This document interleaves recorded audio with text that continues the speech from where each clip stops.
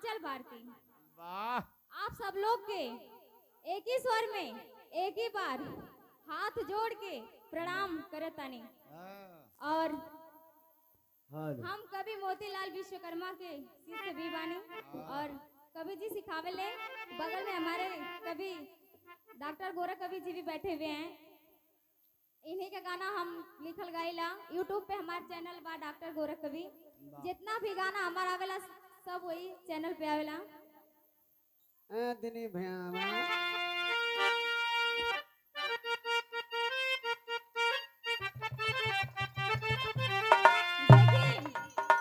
कौनो मेहरारू अपने मर्द से बड़े जिद करके मेला घूमे गई। वही में जाके वो भुला गई और वो जाके यही मखदूमपुर जैसे एकदम निर्मय थाना बा वही तरह मऊ में भी रहे और वो जाके रिपोर्ट लिखवावत हमें आ कहत हमें कैसे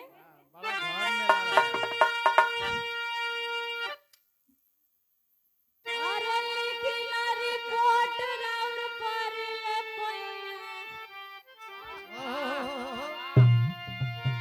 राउर पर ले पैया भेराइला हो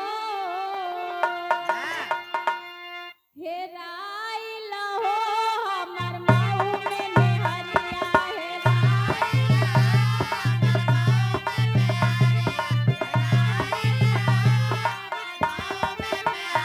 लिखिला रिपोर्ट राउर पर ले पैया हेराइला हो हेराइला हो हमर मऊ में मेहरिया